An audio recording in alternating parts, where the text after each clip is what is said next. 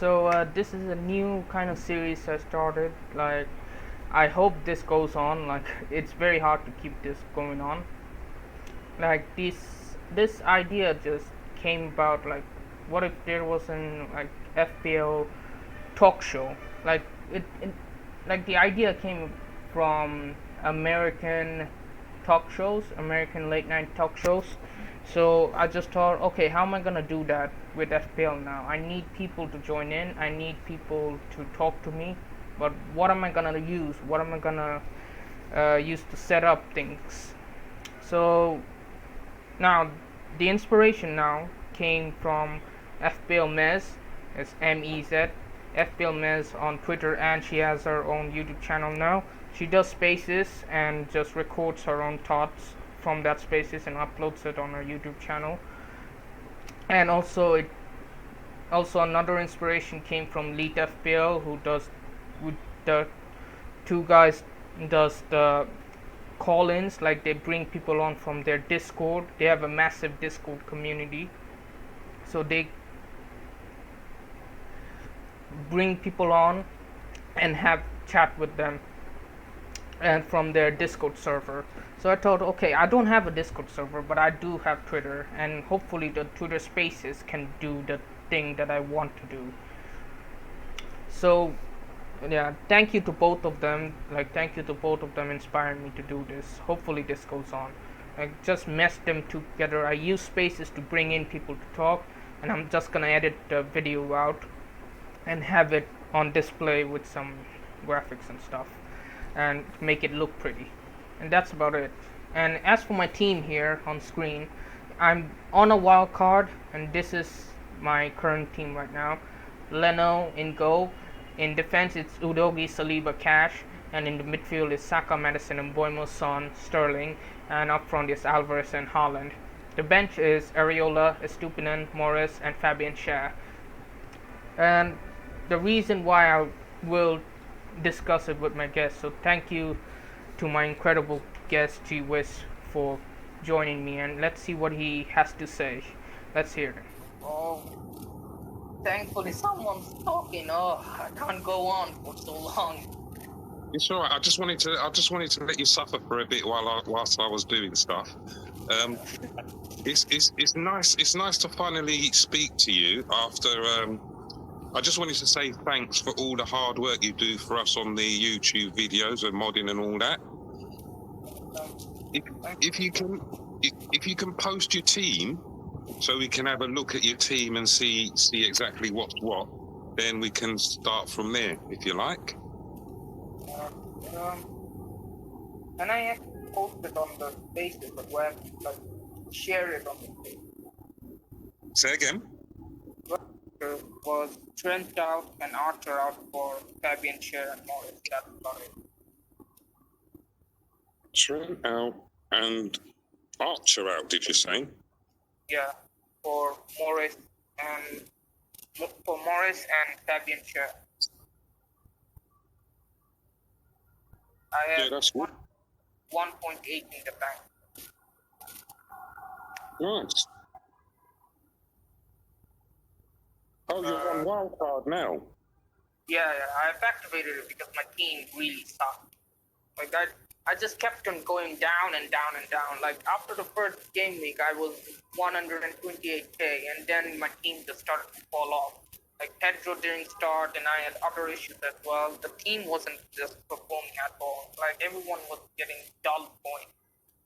It was really hard to see. Like, I just hit the wild card. I just thought maybe I could take advantage of, like, the pictures now rather than wait for it. And if I wait for it, I thought I'm just gonna go even further down. So let's just hit the wild card now and get in those players that people would eventually want in game week, like 8 wild card.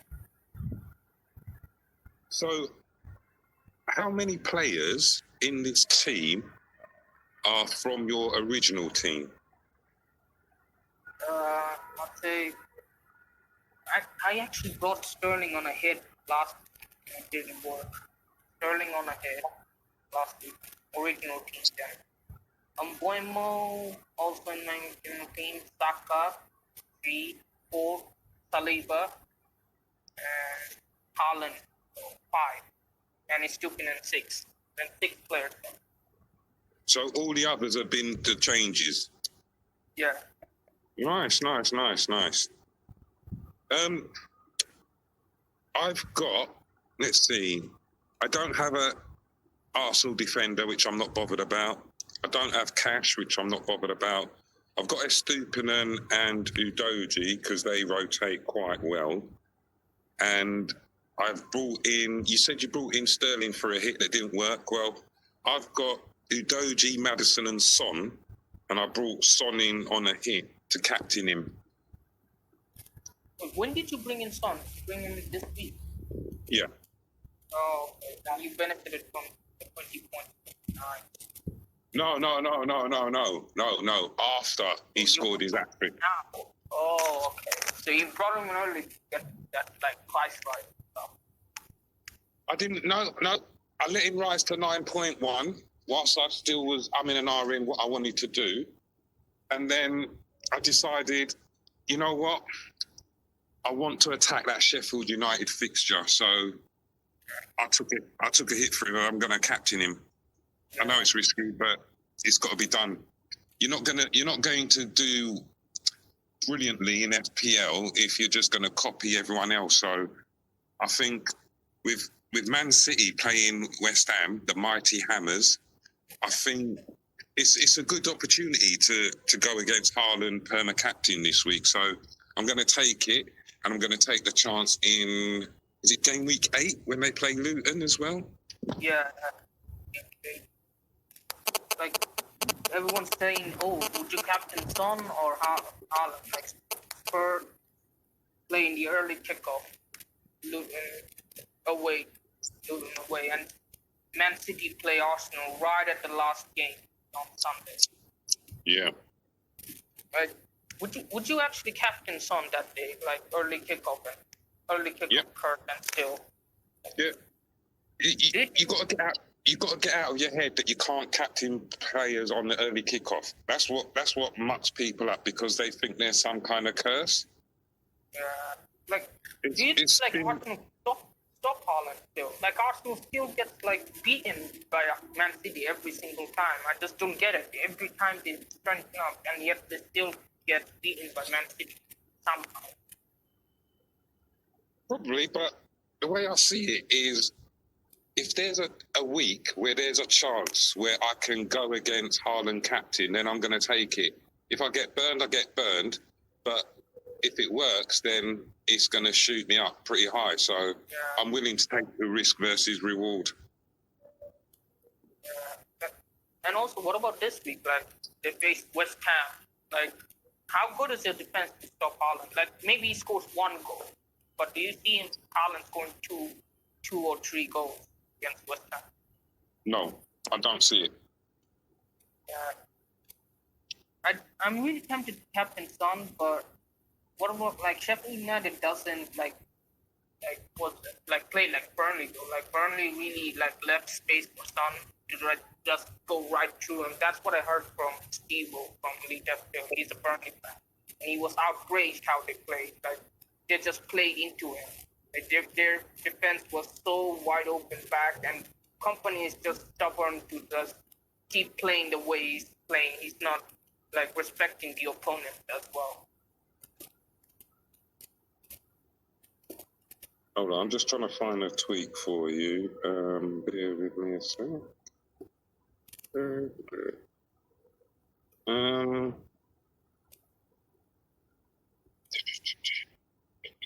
Come on.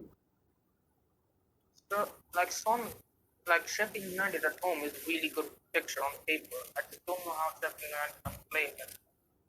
They kind of stopped Man City somehow. Haaland did get a penalty in the end, but they were quite competent against Man City. They're going to play against Spurs. I think Spurs don't care about defending. That's the good point. They will just attack and keep on attacking until they score some goals to win the match. If they're winning games by outscoring the opponent rather than keeping clean sheet that many times, they just want to attack. That's what I really like about them now. So you see that tweet I've shared? Yeah. Sheffield. So it shows that after 4 game weeks, Tottenham are joint second for goals scored. They're joint second for assists. They're 9th for XG, 4th for XG in open play, and 8th for XG conceded. Sheffield United are joint 17th for goals scored, joint 19th for assists. They're 19th for XG, 18th for XG in open play, and 19th for XG conceded.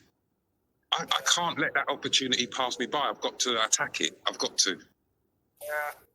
I feel like I should captain Son as well because I don't have much to lose. Like, I'm 2.2 million. Like, how low can I go? Like, it won't make a difference. Like, I should rather like take the opportunity and just try to climb higher, back up to where I was. Yeah, well, that's what I'm going to do. I'm ranked, I think it's about 600k. So what's the worst that can happen? I can fall to what, 3 million or something, and I've still got 34 game weeks or 33 game weeks to go. So it's not really a big issue for me. I know people like think, oh, you can't go against Haaland, blah blah blah, but you have to sometimes. You just have to. I hate listening to people. Like they just think like they know the best, but it doesn't always happen like they want it to be. Like, I just really don't like people that telling people like you shouldn't do it. Like, just tell people like it is dangerous to do it, but if you want to take the risk, then do it. That's what I want to hear. I just don't want to hear you shouldn't be doing it. That's not the way people should play. People should play on the gut instinct and taking opportunities. Like, this is kind of like a gambling game. Like, take gambles or take the risk to get the most rewards possible. Definitely. I mean, it's the way I see it, it's an opportunity. If it works, it works. If it don't, it don't. I will be more upset if I captained Haaland and then Son or Maddison popped off than if I went with Son and then Haaland popped off. I would rather take grasp the opportunity and take it while I can. There's so many opportunities left. Like, there's gonna be double game weeks in the future. I can capitalize if Haaland does like destroy my rank. Like, I won't have much to lose. Like, I'm already in the million. So even if I go even lower, like, it doesn't even matter that much. And I have Alvarez and Haaland, so I'll benefit some points if Man City do get a goal against West Ham. Like, I have 2 players from Man City, and then I've got other players to carry me through it. Like, it can't be that bad. Like, West Ham are actually good enough this season to hold off Haaland. They've signed so many players. Like, I believe in West Ham to do better this season than last season.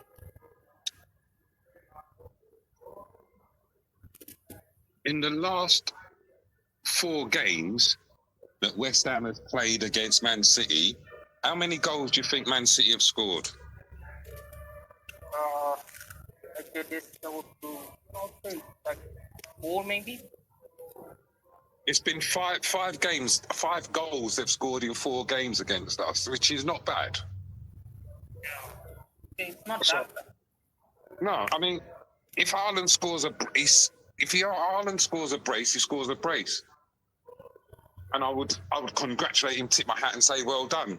But I can't let Tottenham play a defence like that with Ange ball and not have a go at it. If it was like Man City at home, then I would have probably captained Haaland. But since they're away, Haaland is getting blocked off in away games as well.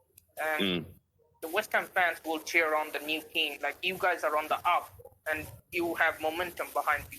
The Man City will have a tough time playing against you. And they also have to like prepare for the Champions League as well. So they have to like rest players as well. They have to play patiently. They can't go super aggressive and tire out everyone. Plus, Moyes will know what he's doing. Moyes will know what he's doing. He won't be, defending like how Burnley defended against Spurs. So he'll know what he's doing. Yeah, he's a better manager than company, and he has a better team. What about those new signings? Like, is Kudus gonna play against Man City? He's on international duty at the moment, so we'll see when he comes back. Oh, and do you think like Ward-Prowse is gonna be on penalties since he's the best set piece taker you have? Prowse, could be. I think it will go to Benrahma if he's on the pitch. But yeah, that's a good shout, Ward-Prowse. Yeah, and like Benrahma was on penalties, and before him it was Bowen. Bowen missed one, and then Benrahma took care of the penalties. But Benrahma isn't gonna play in the starting 11, not with the West Ham team that's built now. So Ward-Prowse has to be the penalty taker, I'm guessing, unless if Antonio takes care of it. Like, he's also a striker; he's still around. Yeah, Antonio's playing well at the moment. Not gonna lie. What else? Like Man City.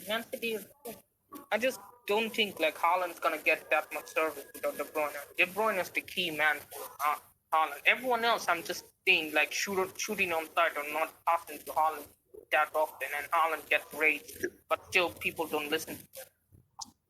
No, I mean, I think he'll get service because Alvarez is there, Foden's there. He'll get service. They're good players, Man City, but I just don't think it's going to be a 3-0, 4-0 Man City victory.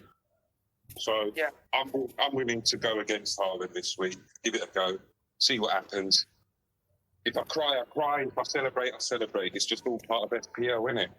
Yeah, like there's 20 weeks to go. We can still recover if we do badly now. What's your prediction for that match? I reckon it's going to be something like 1-1 or 2-1 City. I was thinking like 3-2 City. I feel like you score 2 goals. Like, City defense aren't that solid. Like, Edison just conceded against Sheffield United. So against a better team, like West Ham should score and get some chances. Well, we'll put the problems. I just think it's just an opportunity worth grabbing, so I'm going to go for it. Yeah, I think I'm going to go for it as well. Like, I should be taking this opportunity. Like, I don't have much to lose. Like, you're on a good rank. Like, you can play it safe, but I think I can just go all in and play risky now until the later end of the season when I do have to like play more cautiously. But for now, I can actually have fun. And if I screw up, I will still have time to recover all those points. Yeah, I mean, yes, like I said, it could go horribly wrong. But then we've still got time to, build from there.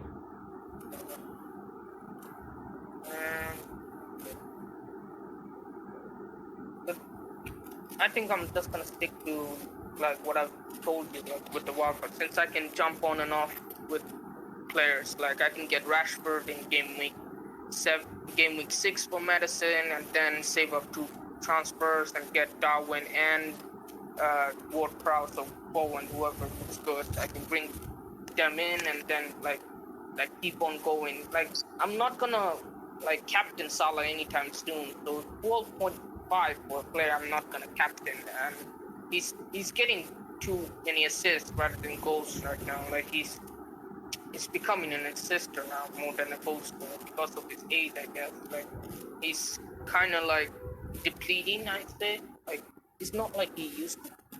Or Klopp just changed the system, and now Darwin's the main man. Yeah, I think I'll go Darwin and who was it? Luis Diaz, I think. I'd rather have them 2 than Salah.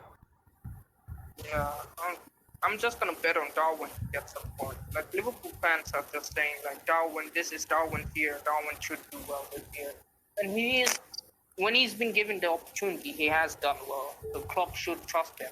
Like up front, they don't have anyone else better. Yes, Gattuso's there, but he just plays as a number 10 and just kind of tries to bring the wingers into play, but they aren't cutting inside that much. And then when Jota plays, he sometimes underperforms. Like he's a very inconsistent player. He needs like purple patches to go and get some goals. Like Jota, I feel like he's gonna be like an impact sub, and Gakpo's the only threat to Darwin, I guess.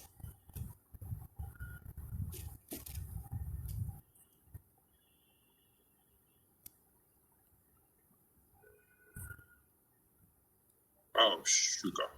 Listen, I've got to go. But nice been talking to you, and keep up the good work, son. Yeah, thanks for joining. Like it's been a very pleasant change to talk to someone. Like I don't have many followers, so it's hard to get noticed and bring on people to talk. Thanks for coming. No problem. I'll chat to you soon. All right, take it easy.